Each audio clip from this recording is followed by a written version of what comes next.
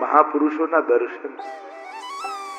કારણ મહાપુરુષના દર્શન ક્યારે પણ નિષ્ફળ નથી જતા. મહત સંગસ્તુ દુર્લભો અગમ્ય અમોઘશ્ચ.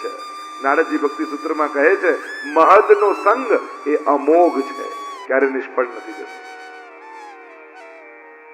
પ્રસન્ન થઈ ગયા. શંકરાચાર્ય પણ કહ્યું ને કે 3 વસ્તુ દુર્લભ છે. દુર્લભમ ત્રૈમે વૈતત દેવાનુગ્રહ હેતુકમ મનુષ્યત્વમ મુમુક્ષુત્વમ મહાપુરુષ સંશય. શંકરાચાર્યજી આ 3 વસ્તુને દુર્લભ માને છે. એક મનુષ્યત્વ, માણસ તરીકે જન્મ લેવો દુર્લભ છે. મુમુક્ષુત્વમ, માણસ તરીકે જન્મ લઈને મુક્તિની ઈચ્છા જાગવી એ દુર્લભ છે. અને મહાપુરુષ સંશય, મહાપુરુષનું સાનિધ્ય દુર્લભ છે. આ 3 વસ્તુ દુર્લભ છે. પણ આ 3 વસ્તુ માણસ દેહમાં જ મળે છે. સુંદર ઉપદેશ મહાત્માઓએ આપ્યો. એટલે જ આપણે ત્યાં મહાત્માઓની સલાહ નથી કહેતા, મહાત્માએ આજ્ઞા કરી એમ કહીએ છીએ. એડવાઇસ અને ઓર્ડરમાં ફરક છે. વકીલની સલાહ હોય, ડોક્ટરની સલાહ હોય, આપણે એડવાઇસ લેવા જઈએ ને, સલાહ એને કહેવાય કે માનીએ તો માનીએ ને ન યોગ્ય લાગે તો ન માનીએ. પણ ગુરુ માટે એડવાઇસ નથી કહેતા, ત્યારે તો આજ્ઞા જ કહીએ છીએ. એ તો કમ્પલસરી માનવાની જ છે એમ માનવામાં આવે. સેવા કરતે ગુરુ આજ્ઞા, આજ્ઞા શબ્દનો પ્રયોગ થાય છે ત્યાં. મહાપુરુષો મળ્યા. કવિ નામના યોગેશ્વરે સુંદર ઉપદેશ આપતા કહ્યું, અને આ શ્લોક તો તમને બધાને આવડે છે. નવ યોગેશ્વર માનો શ્લોક તમે જાણો છો, અને હું કહીશ તો હમણાં બોલશું. કાયેન વાચા મનસેન્દ્રિયૈર્વા. જો કેટલા લોકોને આવડે છે. મન વાણી કર્મથી જે કંઈ પણ કરો એ પ્રભુને અર્પણ કરીને કરો. મહાપ્રભુજીએ સુખી થવાનો એક મહામંત્ર 16 ગ્રંથમાં આપ્યો છે. સુખી થવા શું કરવું તો કહું, સર્વ સમર્પિતમ ભક્ત્યા કૃતાર્થોસી સુખી ભવ. સર્વ સમર્પણ કરી સુખી થઈ જાય. દુઃખ ત્યાં સુધી જ છે જ્યાં સુધી તે પકડ્યું છે. પ્રભુને ધરી દઈશ તો બધું જ સુખરૂપ થઈ જશે.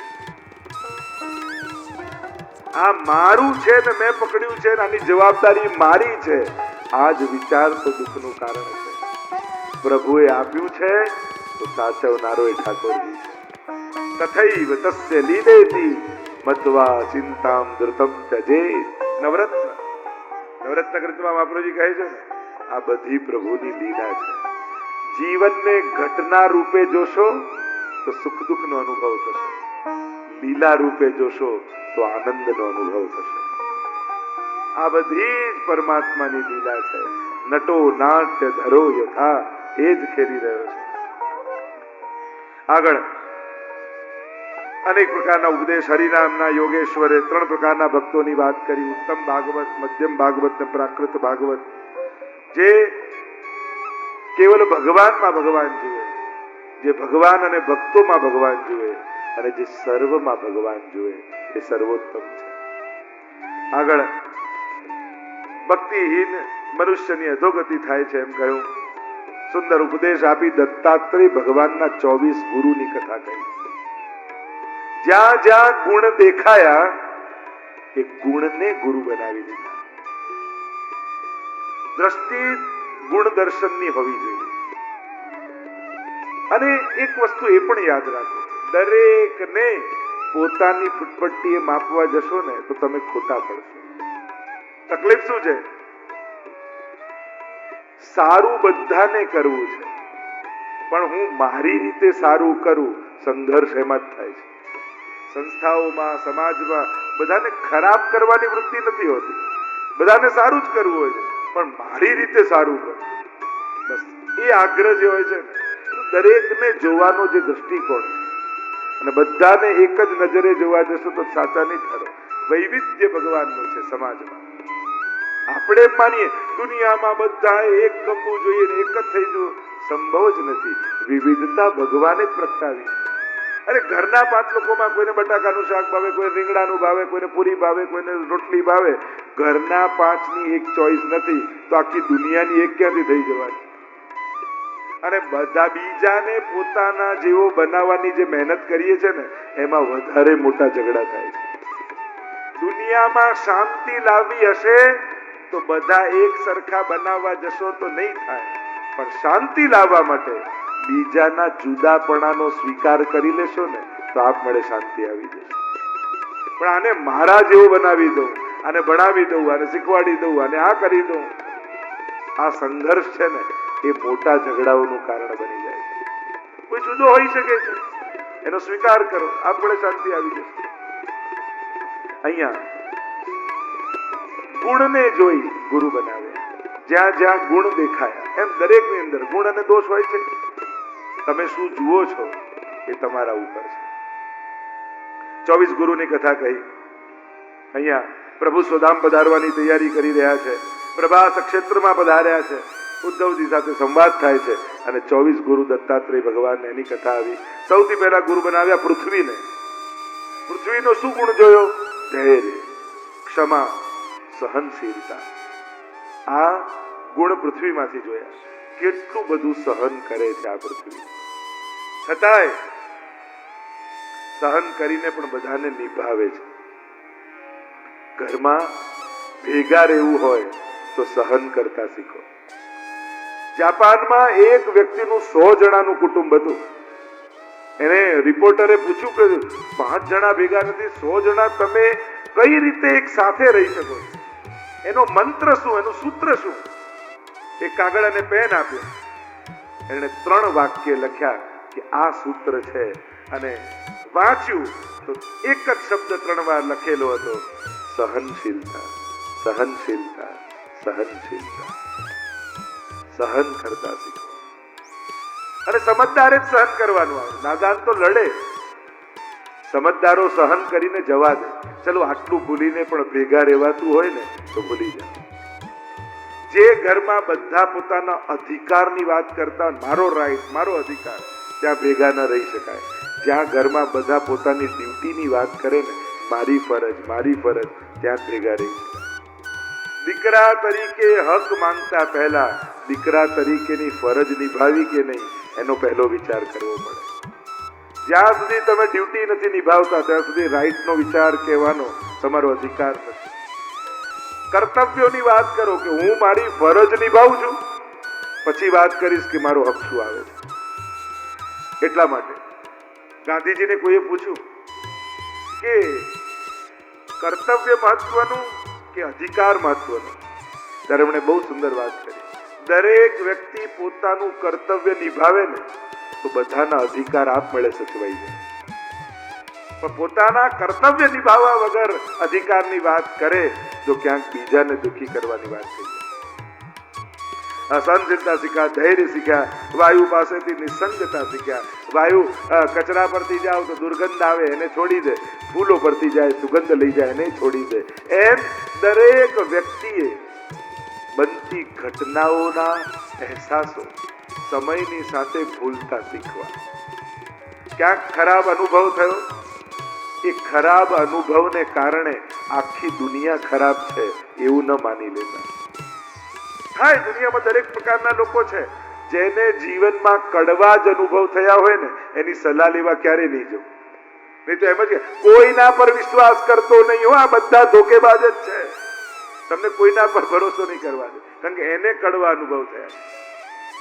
અને જે વ્યક્તિ એમ કહેતો હોય ને કે કોઈના પર વિશ્વાસ નહીં કરવો, એ વ્યક્તિનો ક્યારે વિશ્વાસ નહીં કરવો, કારણ કે એને કોઈના પર વિશ્વાસ નથી. એ ગમે તે દગો આપી શકે છે. ભરોસાથી દુનિયા ચાલે છે. આખી દુનિયા છે ને વિશ્વાસથી ચાલે છે. જે નથી દેખાતું ને એનાથી દુનિયા ગુથાયેલી છે. પ્રેમ, વિશ્વાસ, ભરોસો. વિચાર કરો, આ દુનિયામાંથી 1 કલાક માટે પોલીસ હટાવી દો, દુનિયાનું શું થાય? 1 કલાક માટે ટ્રાફિક લાઈટ બંધ કરી દો, ટ્રાફિકનું શું થાય? કઈ રીતે આ ચાલે છે? ગ્રીન લાઈટમાં એટલે તેજથી જઈએ છે કે ભરોસો છે કે રેડ લાઈટમાં પેલો ઉભો રહેશે. ઓળખતાય નથી તોય ભરોસો છે, કારણ કે રેડ લાઈટમાં તો ઉભા જ રહેવાનું હોય. આટલી સમજણ તો હોય. પ્રેમથી, વિશ્વાસથી, ભરોસાથી દુનિયા ચાલી રહી છે. અને જે દિવસે ભરોસો ઉઠી જાય દુનિયામાં એકબીજાના ઉપર, તો દુનિયા કેવી થઈ જાય? આ તો સારું છે કે ભગવાને એવી કૃપા કરી છે કે આપણે બધા એકબીજાના મનની જાણી નથી જતા. વિચાર કરો, ભગવાન આશીર્વાદ આપે, કાલથી તને બધાના મનની ખબર પડી જશે, કોઈની જોડે સંબંધ રહે. આ ભગવાને ઢાંકેલું રાખેલું છે ને, સારું. લોકો ભલે ફરિયાદ કરતા, મારા મનનું કોઈ જાણતા નથી ને હું કહી નથી શકતો. મારા ઘણા લોકો આમ મુંહ ફૂલાવી ફરતા હોય, પણ કે નહીં કે શું દુખે છે. તમારા ઘરમાં કોઈ અંતર્યામી નથી, કહેશો તો ખબર પડશે. પણ આમ ફૂલાવી ફરે રાખશે, મોઢું ફૂલાવી. કોઈને લાગણી નથી, કોઈને પ્રેમ નથી, તો આમ ઉકેલ માંગતો કોયડો બનીને ફરો છો કેમ? સીધું કોને કે આ છે. અત્યારનો સમય છુપાવવાનો નહીં, વાત કરવાનો સમય. બેસીને વાત કર, ચર્ચા કર. પહેલા એવો સમય નહોતો. પહેલા કોઈ આપણા વડીલો આગળ આપણે બોલી નહોતા શકતા. એ તો કે તને ખબર ના પડે, ચૂપ રહે, બેસી જા, કોઈ સાંભળતું. પણ હવેનો યુગ કેવો છે? વાત કરવા. બાપ બેટા વાત કરે, પતિ પત્ની વાત કરે, મિત્રો વાત કરે, પડોશી વાત કરે, સોલ્યુશન લાવે. સંવાદનો યુગ છે. અત્યારનો યુગ ડાયલોગનો યુગ છે. દરેક વ્યક્તિ કે મને આ ગમે છે, આ નથી ગમતું. અને ઉત્તમ રીતે સંવાદ કરો તો સમાધાન ચોક્કસ નીકળે. અને એટલા માટે વાયુની જેમ વહેતા રહો. અનુભવો, એક વ્યક્તિના અનુભવથી સમાજ માટે ખોટી ધારણા ન બાંધો, વિશ્વાસ રાખો, આગળ જવું. ક્યાંય પણ કોઈ ઘટના જોડે પોતાની જીવનની નાવને બાંધી નહીં રાખી. ઘણા લોકો એમ કે અમને યાદ નથી રહેતું. સાવ ખોટી વાત. 20 વર્ષ પહેલા તમારું કોઈ અપમાન કર્યું હોય, ડેટ, ટાઈમ, જગ્યા સાથે યાદ હોય કે નહીં? આપણી મેમરી વીક નથી હોતી, આપણો ઇન્ટરેસ્ટ વીક હોય છે. કારણ કે જેમાં ઇન્ટરેસ્ટ હોય ને એ બધું જ યાદ રહે, અને જેમાં ઇન્ટરેસ્ટ વીક હોય એ ભૂલીએ છીએ. ઘણા લોકો મને કે જે બધાના નામ આપને કઈ રીતે યાદ રહે છે? હું એને એમ જ કહું, હું બધાને બહુ પ્રેમથી મળું છું ને એટલે બધા યાદ રહી જાય છે. અને તમે ઉપર છલ્લું વ્યવહારથી મળો તો નજીકના લોકોના લોકો નામ ભૂલી જતા હોય. મૂળ વાત છે, મળો છો દિલથી, અને જો દરેકને દિલથી મળો ને તો કોઈ ભૂલાય નહીં, એ છપાઈ જાય. મને ઇન્ટરેસ્ટ પાવરફુલ હોવો જોઈએ. જો ઇન્ટરેસ્ટ મળવાનો વીક હોય તો ભૂલી જવાય. મૂળ વાત છે મળવાની વાત. બે જણા દિલથી મળે તો મિજલિસ છે મરીઝ, અને દિલ વિના લાખો મળે તો એને સભા કહેતા નથી.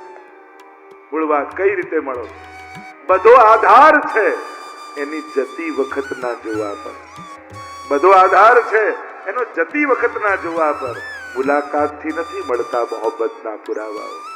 પેલો માણસ જતો હોય ત્યારે એની આંખમાં પ્રસન્નતા છે કે જળજળિયા છે, એના પરથી નક્કી થાય કે કઈ રીતે મળ્યો. વહેતા રહેવું. અગ્નિપાત જળ પાસેથી શીખ્યા સ્વચ્છતા, મધુરતા, પવિત્રતા. જળ વહેતું રહે તો મધુર અને પવિત્ર રહે, બંધાઈ જાય તો ગંધાઈ જાય. માણસે પણ વહેતા રહેવું. ઘણા લોકો જૂની યાદોમાં જ ફસાયેલા હોય. અમારા સમયમાં તો આમ થતું ને હવે અમારા જેવો સમય નથી રહ્યો ને અમારા. આવું તો વડીલોએ ક્યારે કહેવું જ નહીં કે અમારો સમય. એનો અર્થ એ થયો કે હવે તમારો ટાઈમ નથી, હવે તમે વધારાના છો. આ પણ તમારો જ સમય છે. આવું શા માટે બોલું? અમારા ટાઈમમાં, આ તમારો જ ટાઈમ. ઘણા લોકોને એમ કે બધું જૂનું જ સારું, ઘણાને એવું હોય કે નવું જ સારું. અને આ અતિરેક વિચારધારાનું બંધાઈ જવું તો ગંધાવા લાગે. વડીલો જોડે યુવાનોને બેસવાની ઈચ્છા ન થાય. કારણ કે જ્યાં યુવાન બેઠો એટલે સીધી સલાહ જ આપવાનું ચાલુ કરી દો. આમ કરવું, આમ કરવું, આમ કરવા. એટલે પેલાને એમ થાય કે અહીંયા બેસવું જ નથી. કેમ? કોમન પ્લેટફોર્મ ન હોય વાત કરવાનો. છોકરાઓ જોડે વાત કરો. અમને આ બધી મોબાઈલની અમને કેમ ખબર ના પડે? શીખો, વાત કરો, ચર્ચા કરો. અને આપણા સમાજમાં તો ઘણીવાર લોકો જ ઘરડા બનાવી દે. પેલો બિચારો ગીતે ગાતો, હવે 60 વર્ષે ક્યાં ગીતો ગાઓ છો? બિચારો 60 વર્ષે મરી જાય. એને મજા જ કરવાનું બંધ કરી દે કે જાણે હવે એનું જીવનનો રસ જ ઉડાડી દે માણસો. હવે 60 ના થયા, હવે આ ક્યાં? હવે 60 ના થયા, હવે આ ક્યાં? જાણે એને જીવન બધું ખતમ જ કરી નાખે. જીવવા દો માણસો, પ્રસન્ન રહેવા દો. જે સમાજમાં વડીલો હસતા હોય ને એ જ પ્રગતિશીલ સમાજ છે, એ જ ઉન્નત સમાજ છે, જ્યાં વડીલો પ્રસન્નતામાં રહેતા હોય. એને જ તમે માની શકો કે આ સમાજ ઉત્તમ છે.